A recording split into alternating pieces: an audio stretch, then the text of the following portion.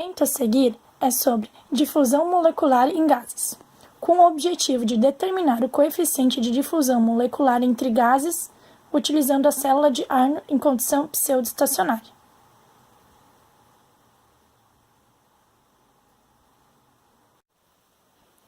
O grupo é composto por Alice Girardi, Lara Fogaça, Leandro Seber e José Vitor.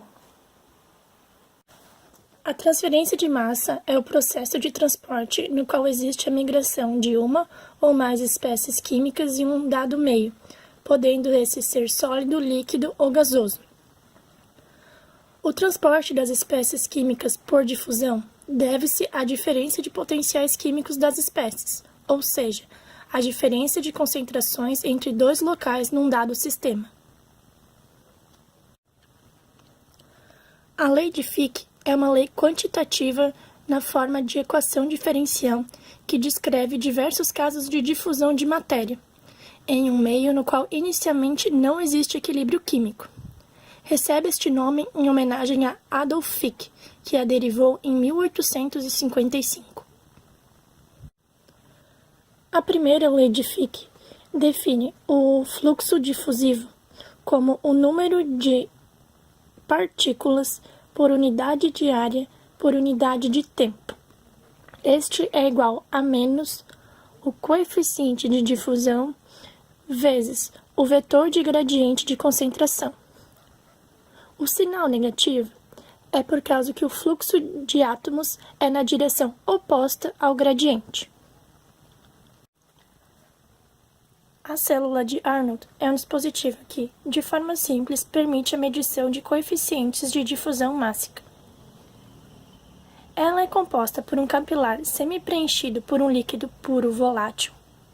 Supondo que sobre este líquido existe um filme gasoso estagnado, é possível avaliar o coeficiente de difusão. Em nosso experimento, foram realizados 2 ensaios em temperaturas diferentes. A primeira foi de 28 graus. A segunda, de 41 graus.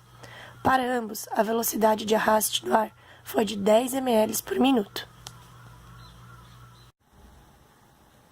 Portanto, inicia-se o experimento com um tubo capilar em forma U.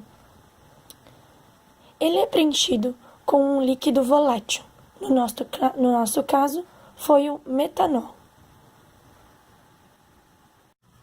Em um determinado intervalo de tempo ΔT, mede-se a quantidade de líquido evaporado através da variação de nível ΔZ. A difusividade de A em B é determinada, então, pela seguinte equação, em que ρA é a massa específica do líquido A, MA é a sua massa molar, C é a concentração molar global da coluna gasosa, YAT e YAS são as frações molares de A no topo da célula e sobre a superfície do líquido, respectivamente. O modelo que permite essa relação tem como hipóteses: sistema binário, A mais B. O gás B é insolúvel em A. O fluxo difusivo de A ao longo da célula é dado pela seguinte equação: regime pseudoestacionário, sistema de temperatura e pressão constantes, difusividade DAB constante. Ao adicionarmos a hipótese de gás ideal, chegamos nesta equação. Agora temos P como a pressão atmosférica local, PV, a pressão do vapor de A, R, a constante dos gases, e T, a temperatura absoluta. No experimento, em um intervalo de tempo ΔT, mede-se a quantidade de líquido evaporado através da variação de nível ΔZ. A difusividade de A em B pode ser então determinada pela equação que segue. Os dados obtidos para o ensaio a 28 graus estão na tabela.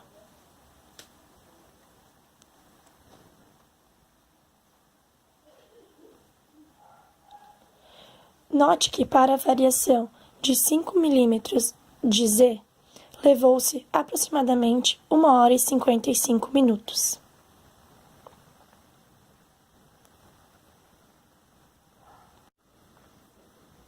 Plotamos então um gráfico de z² menos z0² em função do tempo.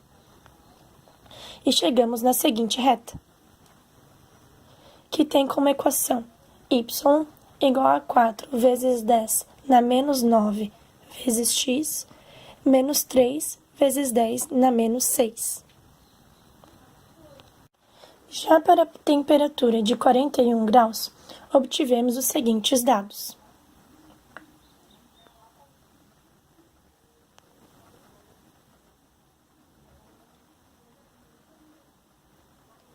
Perceba que, neste caso, para haver a variação de 5 milímetros em ΔZ, demorou apenas 42 minutos. Plotamos, então, um gráfico z² menos z inicial² em função do tempo. Neste caso, para 41 graus Celsius, chegamos na seguinte equação da reta: y igual a 1 vezes 10 elevado a menos 8 vezes x, menos 3 vezes 10 elevado na menos 6.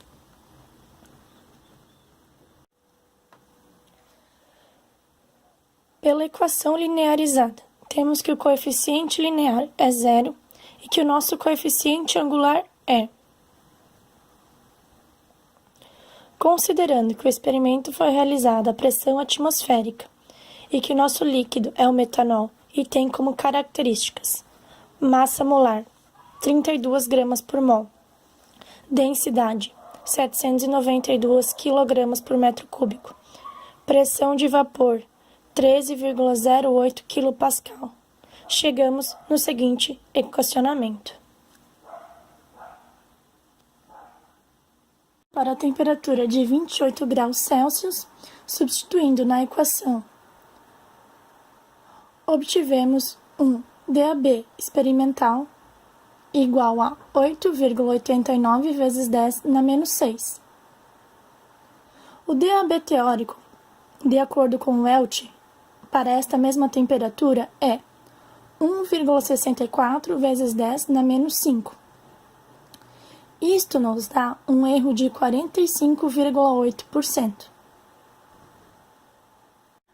Agora, para a segunda parte do experimento, com a temperatura fixada em 41 graus Celsius, substituindo na equação, obtivemos um DAB experimental de 1 vezes 10 na menos 5. Novamente, segundo o Welch, o DAB teórico para esta mesma temperatura é 1,98 vezes 10 na menos 5.